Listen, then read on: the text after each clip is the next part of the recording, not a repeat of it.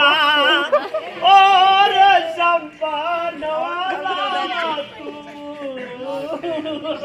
এই তো আমার সুন্দরী বউ ঐশ্বরিয়া তোমার বাবার কাছ থেকে টাকা আনছো টাকা দাও না আমি টাকা আনিনি কি বলু টাকা আনিনি টাকা আনিনি সিগারেট খেলে করো এটা বন্ধ হয়ে গেলে আমি আমার বিয়ে করবো বিয়ে করে শ্বশুরের থেকে টাকা নেবো সেই টাকা নিয়ে বিদেশ যাবো দেখি বিদেশ যাবো আমার কি সময় সেটা দেখবো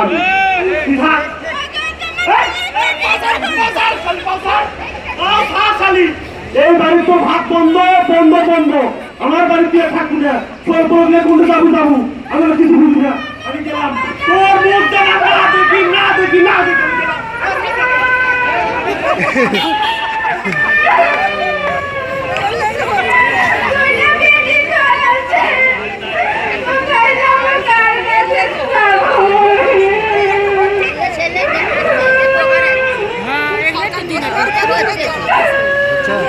সেকেন্ড হিটটা খেয়াল রাখবা তুমি তো এদিকে করো ওদিকে দেখা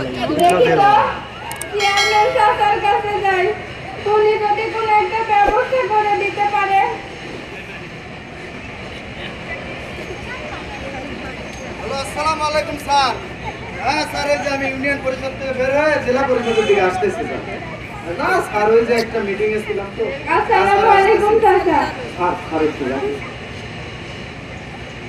ওয়ালাইকুম আসসালাম কি খবর সকালে চাচা আমার স্বামী আমার বাড়ি থেকে বের করে দিয়েছে চাচা ভালোই তো করছে কিসব বার করে দিল যৌতুক হিসাবে আবার 1 লাখ টাকাও চাইছে 1 লাখ টাকা তো কমই চাইছে দিয়ে দাও সমস্যা কি চাচা টাকা যদি না দিতে পারে আবার একটা বিয়ে করবে বিয়ে করতেই পারে একটা পুরুষ মানুষ 2-3টা বিয়ে করতে পারে কি কোন চাচা হ্যাঁ তো এখন কি সমস্যা সেটা বলো চাচা টাকা কই থেকে দিবে চাচা আমার বাপটা পুরো মানুষ দিন আনে দিন খায় আর বিয়ের সময় বছর তারি ভিটা বিক্রি করে দিছে এখন থাকে মানুষের টাকা আর নদী ভাঙনের সময় সব জমি নদীর মধ্যে চলে গেছে সরের উপর যে জমিগুলো আছে সেগুলো ওই পাড়ার মন্ডল দখল করে নিয়ে আসে ওই শালা মন্ডলের কথা আর বলবা না তখন আমি চেয়ারম্যান ছিলাম না যেটা খুব জোর দেখাইছিল এখন আমি চেয়ারম্যান আছে আসুক দেখি কাল লাঠির জোর কত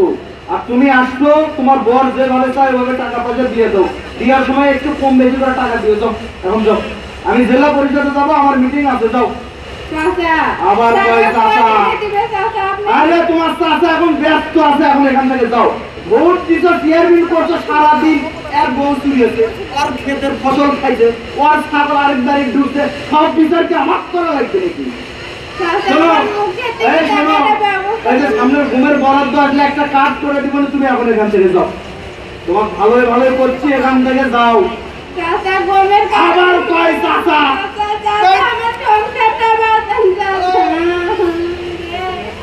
চেয়ারম্যানের কথা শোনে না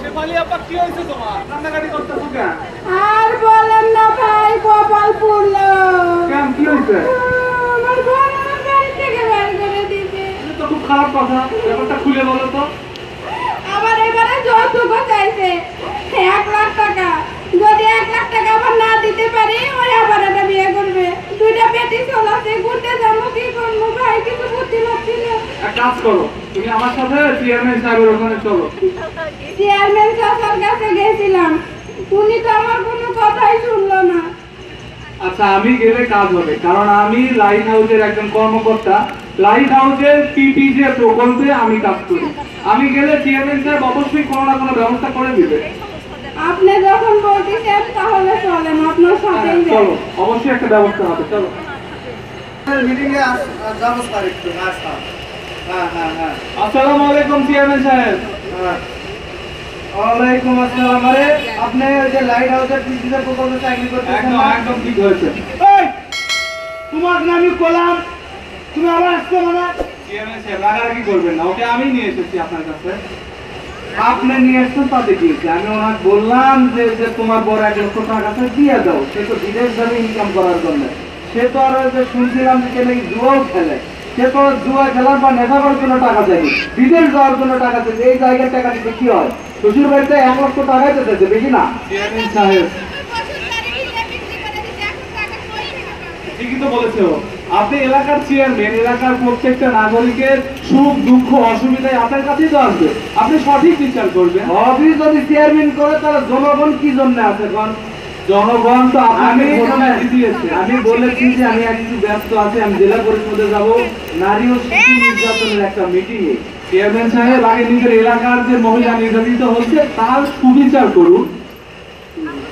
আচ্ছা শোনেন, এই যে আপনি লাইট হাউস থেকে আসছেন, আপনারা তো অনেক সুযোগ সুবিধা দিয়ে থাকেন, এই বিষয়টা তো আমি ঠিক মতো সমাধান করতে পারবো না, একটা বিচারের ব্যবস্থা করবো না, আপনি উপস্থিত থাকেন। শুনুন, বিচার না, একটু সালিশের ব্যবস্থা করুন। আরে ভাই, বিচার সালিশ একই জিনিস, যেই লাউ সেই কদু। চেয়ারম্যান সাহেব, যেই লাউ সেই কদু না, এই ব্যাপারটা আমি আপনাকে পরে বুঝিয়ে বলবো। এখন যদি আপনি অনুমতি দেন তাহলে শেফালির ব্যাপারটা জেলা লিগ্যাল এইড অফিসে পাঠাতে পারি। আপনি একটা ভালো কথা বলেছেন, সেখানে গেলে অনেক সুযোগ সুবিধা পাওয়া যাবে, শুনেছি, আমিও কিছু জানি। তবে এই বিষয়টা যেভাবে মানে সিরিয়াস, অর্থাৎ মানে লিগ্যাল এইড অফিসে যাওয়া উচিত। হ্যাঁ, ওখানে গেলেও সুবিচার পাবে। হ্যাঁ, তাহলে চলেন চলেন যাই।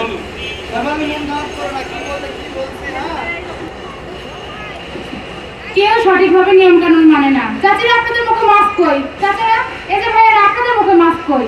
আপনারা নিয়ম কানুন মানবেন না, দোষ হবে অসুখের। এখন তো সচেতন হয়ে থাকা উচিত, তাই না?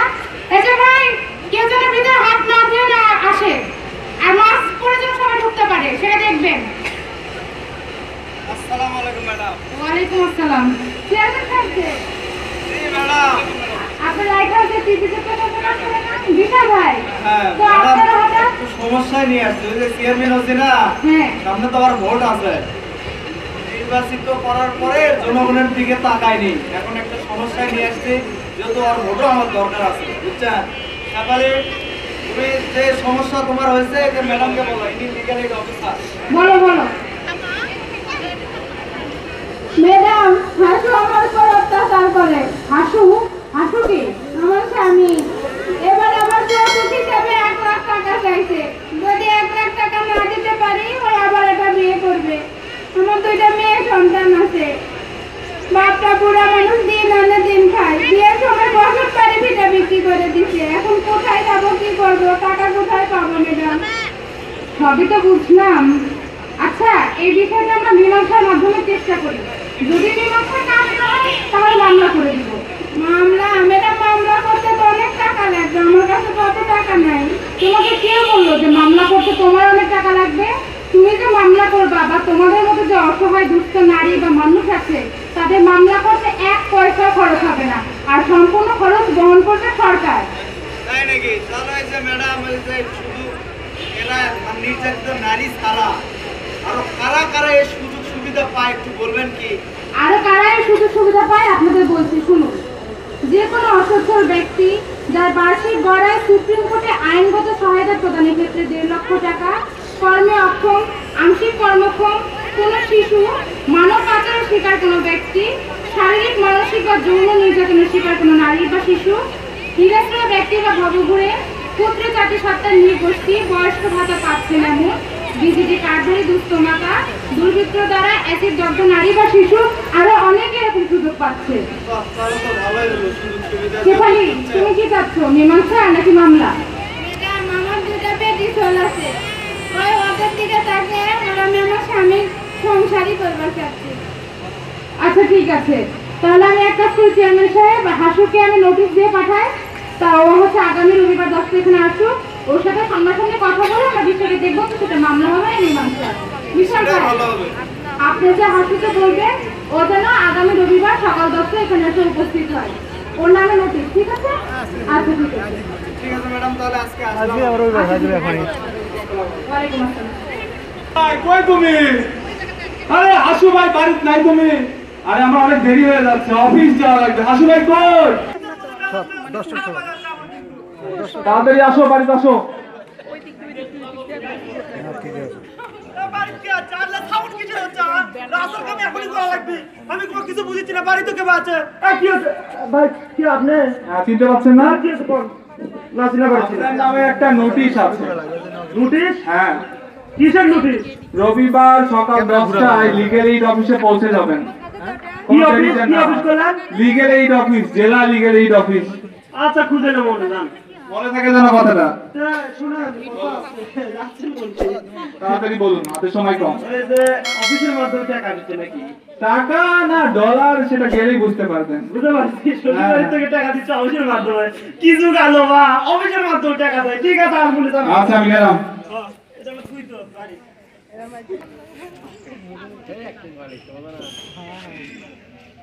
আসসালামু আলাইকুম ম্যাডাম। ওয়ালাইকুম আসসালাম। আপনারা আসছেন হাসু কোথায়? ওকে তো আমি বলে এসেছি। সঠিক সময় বলেছেন তো 10টা থেকে আসতে। থেকে আসতে বলেছি। অফিস আবার ছিল তো নাকি? নতুন জায়গায় একটু চিন্তা যদিও সমস্যা চলে আসবে সময় মতো। সময় তো আছে ম্যাডাম। আমরা একটু অপেক্ষা করি ওর জন্য। হ্যাঁ অবশ্যই। চলে এসেছি। একেবারে এটা কি লিগ্যালের অফিস নাকি? এটাই লিগ্যাল অফিস। ওর ভিতর থেকে কিভাবে কথা করতে যাই তাহলে? আসসালাম। ওয়ালাইকুম ও তার মানে তুই এই জায়গা বিচার কিছু না? ঠিক আছে, তুই আগে এই হাসু, এই হাসু, এই তুমি এখানে আসো বসুন না। দাঁড়াও এখানে। এরকম তুমি দাঁড়াও করতে চলতে থেকে পিছনে পাঠাবো। সঠিকভাবে দাঁড়ায় থাকো। ভদ্রভাবে কথা বলো। বলেন। শেফালি যা যা বললো সব সত্যি? আরে আপনার সব মিথ্যা কথা। আপনি জানেন আমার সংসার তো আমি করে আমি জানি। প্রতি মাসে, প্রতি বছর, প্রতি সপ্তাহে আর তার লিপস্টিক, সোনো, পাউডার, হ্যান্ড ট্যাপ, কাজল, ওই যে মাথার দেয় খোপা, আবার ওই ইয়ে আছে মেকআপ করা লাগে, রাতে একবার সকালে একবার। ছেলে ফুট করে লিপস্টিক করতে সাজি করছে, এলে সব কিনে দিই। তাহলে আমার সমস্যা কোন জায়গায়? কোন তো আপনি?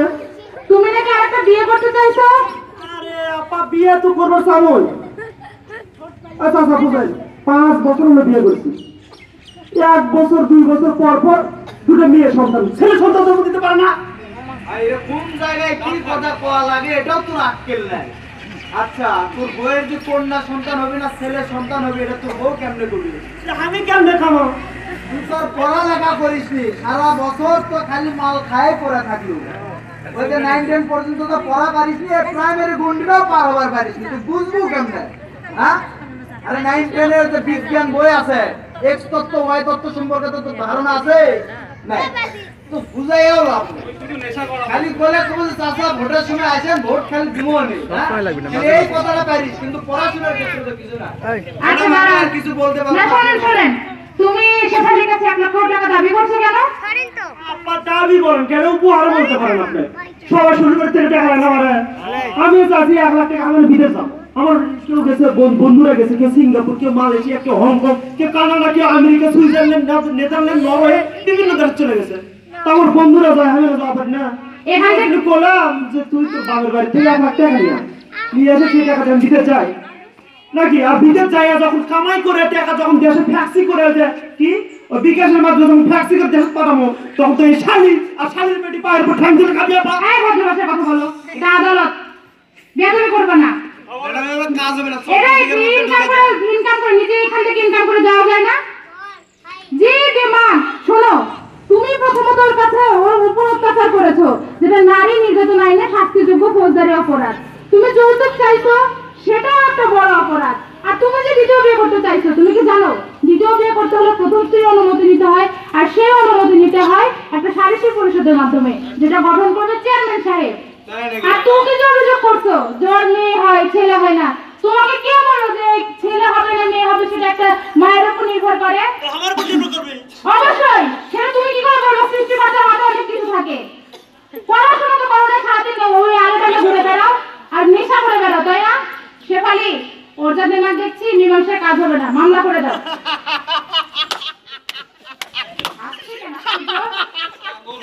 ভাত খাওয়ার টাকা নাই, এই শালির ভাত খাওয়ার টাকা নাই। চাষি বোঝেন ভালো করে, তুই আচ্ছা মামলা করবি, চেয়ারম্যান ক্লিয়ার আছে, এটা মামলা করবি। তুই মামলা করে বাড়ি তাই তোর কোটা খেতে আছে সব। এই হাসু, এই হাসু, এই হাসু। বলেছে না 14 শিকের পিছনে পাঠাবো, দাঁড়াও এখানে। বলেন, আপনি বট করে বলেন। তোমাকে কে বলছে যে ওর টাকা চেয়ারম্যান সাহেব দেবে? চেয়ারম্যান টাকা দিবেন না, টাকা পাবি কোনটা? আপনি দিবেন? সরকার দেবে, সরকার। ওর মতো যারা অসহায় দুস্থ নারী আছে তাদের মামলা করতে 1 পয়সা খরচ হবে না, সম্পূর্ণ খরচ বহন করবে সরকার। মানে টাকা কে দিবে আবার? সরকার। আমার কাছে লাগা না। কে টাকা বুঝবো হে? পড়ার পেটি দাও তখন হাত দাও তখন বুঝো না, না? এখন টাকা পুরা গেছে, টাকা চেয়ারম্যান চাচা বাঁচাবে। চেয়ারম্যান সাহেব দাঁড়ান, ওর সাথে একটু কথা বলি। আচ্ছা, তোমার দুটো মেয়ে আছে না? হ্যাঁ মেয়েতে আছে, এই যে এত বড় না একটু বড় না। ওদের বিয়ে দিতে হবে না? আপা শোনেন, বিয়ে দেবো দেরি আছে, 18 বছর বয়স অবধি সুশিক্ষিত কর্ম, তারপর চাকরি বাকরি দিয়ে বড় ঘর দিয়ে দেবো। হ্যাঁ অতলালি আদেশের নয়। এই ঘুষ আছে যে নিজের মেয়েকে 18 বছর হবে তারপর বিয়ে দিবা, কিন্তু নিজে বিয়ে করছো 13-14 বছর একটা মেয়েকে, তাই না? আচ্ছা শোনো, সেটা যেটা করে ফেলছো সেটা করছোই। তোমার মেয়ে ধরো বড় হলো, তুমি পড়াশোনা করালা, সুশিক্ষায় শিক্ষিত করলা, তারপর চাকরি বাকরি পাওয়ার পর ভালো দেখে জামাই বিয়ে দিলা। সেই জামাই যদি তোমার মেয়েকে ঠিক এইভাবে যৌতুকের জন্য নির্যাতন করে বাড়ি থেকে বের করে দেয়, ঠিক তখন তুমি কি করবা? আল্লাহ জামাইয়ের হাত পা ভাঙে। আপা কি করেন আরেকবার বলবো? আরেকবার বলবো, হ্যাঁ। তোমার মেয়ে 18 বছর পর তুমি সুশিক্ষায় শিক্ষিত করে চাকরি বাকরি করে তারপর ভালো বাড়ি দেখে জামাই দেখে বিয়ে দিলা। হ্যাঁ। তোমার মেয়ের জামাইগুলো যদি ঠিক এই যৌতুকের জন্যই তোমার মেয়েকে মারধর করে বাসা থেকে বের করে দেয়, ঠিক তখন তুমি কি করবা? আপা আমি কিছু চিন্তা করিনি আপা। তা করবো কেন? অন্যের মেয়ের গায়ে হাত তোলা যায়, নিজের মেয়ের গায়ে তখন শরীর গরম হয়, তাই না? আপা আমার ভুল হয়ে গেছে আপা। ভুল হয়ে গেছে, সেখানে তুমি কি চাও? ম্যাডাম আপনি ওর থেকে শোনেন, যদি আর ভালো হয়ে যায় তাহলে আমিও মাফ করে দিব, সংসার করব। নেশা করে সবকিছু ছাড়ে যদি দেয় তাহলে আমি ওর সাথে সংসার করব। আচ্ছা শোনো হাসু, তুমি নেশা করো? আরে আপা নিচে ওটা ওই যে আপনার বিদের আছে না, ওই সব হারাম দাদা খুব খারাপ। ওই প্রতিদিন লাইট হাউসের ওই কানে দিয়ে যায়, আমার কাছে তো ধরেন দুটো মারে, ওই দুটো মারতে মারতে এখন 3-4টা হয়ে গেছে আপা। এখন মানুষ যেটা করবে তুমি সেটা করবে নাকি? মানুষের তোমাকে ওরা ছাপ দিকে ছাপ দিতে তুমি ছাপ দিবা নাকি? শোনো, ওসব বাজে কথা বাদ দিয়ে মেয়ে আছে, বউ আছে, ভালো মতো সংসার করো, নেশা ভান বাদ দাও, আর সুখে শান্তিতে সংসার করো। ওসব বাদ দাও, উল্টা পাল্টা পথ ছাড়ো, এখানে বসে ইনকাম করো, দেশের বাইরে যেতে হবে আর কোনো মানে নাই। চেয়ারম্যান সাহেব, হ্যাঁ তাহলে ওদের একটু আমি আর কি বলবো, শেফালি যেহেতু চাই যে সংসার করার, আর ও যখন ক্ষমা করে দিয়েছে তাহলে কি করা। তবে শোন, একটা সুযোগ তোকে আমিও দিই, আপনি নির্বাচন করে দিস না, ভোট ঝামেলা পছন্দ করো, ভোট তো করাই লাগবে বোনা, সাথে থাকে। আর শোন, এতগুলো মানুষের সামনে এই যে নারী জাতি অপমান করিস না, তোর বইয়ের কাছে মাফ চা।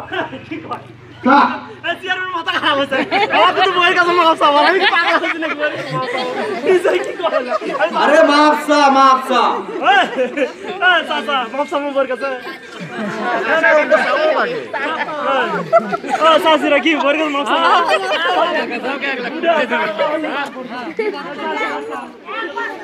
আরে মাফ চা।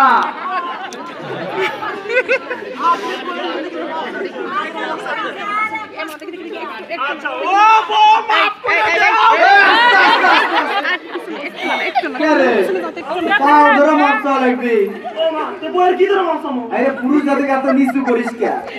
ভালোবাসা দুটো হাত ধর, তোর তো নিজেই বল, সমস্যা কি? এখন ভালো লাগছে, এখন তো আর তো কিছু করার ইচ্ছা নাই। ঝগড়া ঝাঁটি ওই বিধান করে তো আর যাবো না। হ্যাঁ ঠিক আছে, শোন, ওই যে আমার পাশাপাশি মুজাফফর মেম্বারের ভোট করা লাগবে, ঠিক আছে? হ্যাঁ দেখ শেফালি, তুমি কিছু বলবা নাকি? বলো। আপনারা সকলে দেখলেন তো, আমার স্বামী কিন্তু নিজের ভুল বুঝতে পারছে। ভালো হয়ে যাবো তো? সবার কাছে ওয়াদা করছো? আপনাদের সকলের উদ্দেশ্যে একটা কথা বলতে চাই, সেটা হচ্ছে আপনারা নারীকে শুধু নারী না ভেবে মানুষ ভাবুন। তাদের সমাজের একটা যে অবস্থান আছে সেটা আপনারা মনে করে দেন। যেহেতু প্রথা, নারী নির্যাতন যদি আমরা রোধ করতে চাই তাহলে আমাদের এসব বিষয় খেয়াল রাখতে হবে। আর সকলে আমাদের জন্য দোয়া করবেন যেন সুখে শান্তিতে সংসার করতে পারি। প্রধানমন্ত্রী নারী, রাষ্ট্রপতি কিন্তু ছেলে। আমাদের কথা আছে।